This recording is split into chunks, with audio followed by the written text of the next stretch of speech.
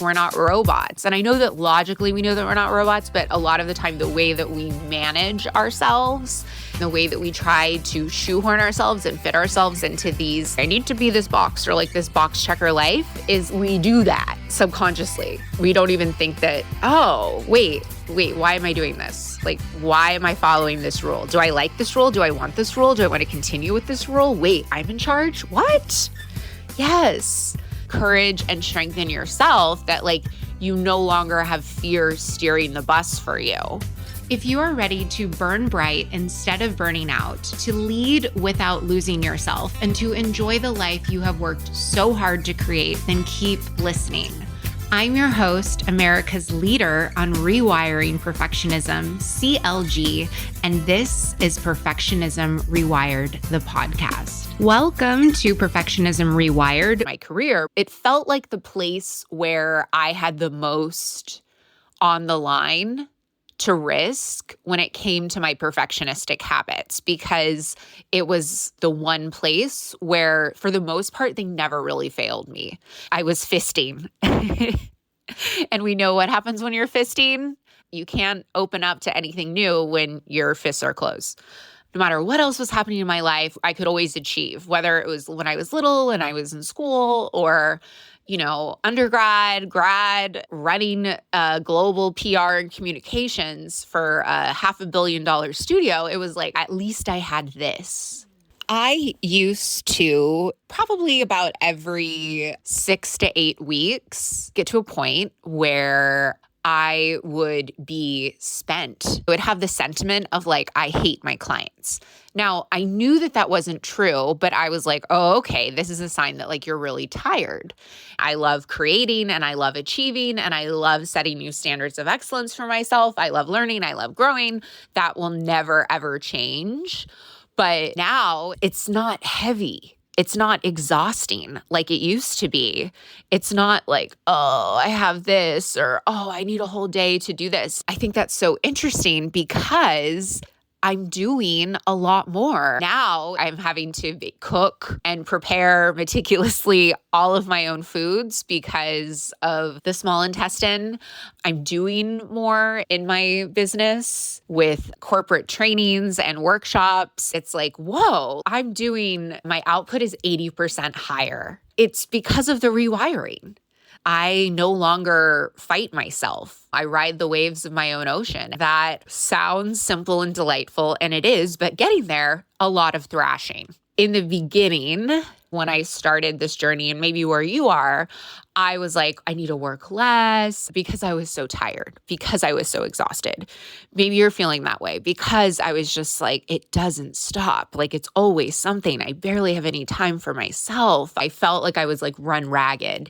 And if anyone would have been like, well, why don't you do more? My reaction would be like, well, why don't you go fuck yourself? GFY. So I get it. Like, I'm not encouraging you to do more, but this is where the slow down to speed up comes in, having that support of like, okay, I'm going to take this leap. I'm going to take this leap and I'm going to see what happens.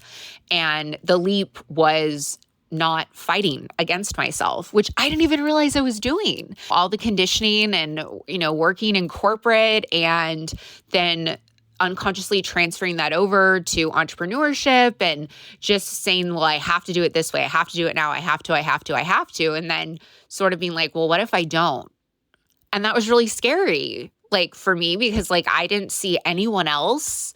Like I didn't have any models that I could follow that were me, but there is only one me. So it was that, okay, I'm going to trust in myself and my abilities and knowing that I'm scrappy. I know that like I am resilient AF and that I can always figure it out. I can always figure it out. Like, would I be really, really disappointed if no one wanted to work with me and all of you were like, bye CLG? Yeah, I would probably be crushed. But also, I would know that I can figure it the F out. Like, I can rise. At the time, I might not know that there are diamonds in the mud, but like a lot of gems would come out of that experience.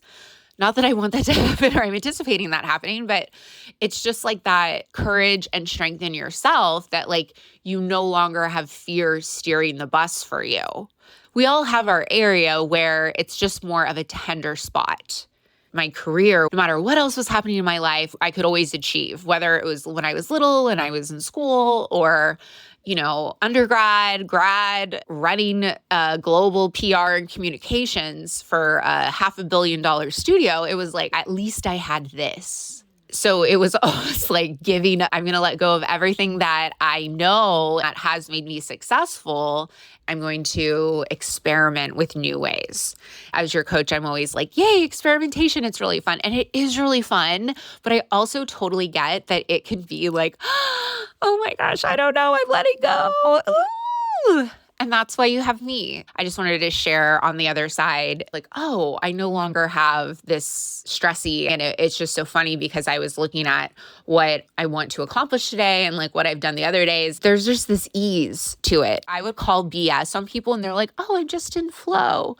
It's like, well, sometimes I am. The difference is that when I feel the flow, I go with it. I ride the waves of my own ocean. And when I'm not, I'm not. It changes all the time. The tide goes in, the tide goes out. The tide goes in, the tide goes out. That's just how we are. Like, we're not robots. And I know that logically we know that we're not robots, but a lot of the time the way that we manage ourselves and the way that we try to shoehorn ourselves and fit ourselves into these like, okay, I need to be this box or like this box checker life is we do that subconsciously. We don't even think that, oh, wait, why am I doing this? Like, why am I following this rule? Do I like this rule? Do I want this rule? Do I want to continue with this rule? Wait, I'm in charge? What? Yes. This is just a update, share. I don't even know what we're going to call it, but I know that I love to hear these things. It gives me like the motivation and like the inspiration to be like, okay, if she can do it, I can do it too.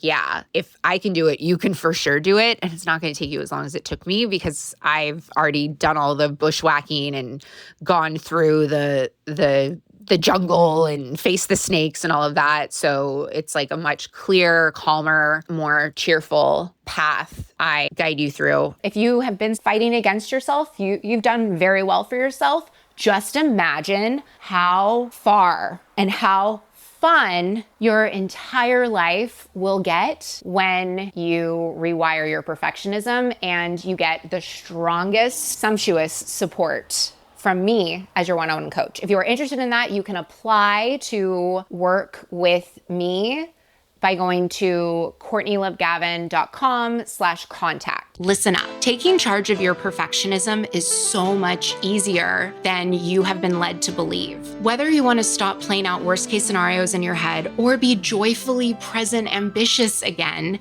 you don't need more rigid rules, guesswork, or hard work in perfectionism recovery. You need a framework that helps you understand and, most importantly, rewire your perfectionistic habits from the inside out. It starts inside of Perfectionism Optimized. Besides the obvious mental health and wellness benefits, rewiring your perfectionism is the fastest way to figure out what's really underneath your perfectionistic patterns.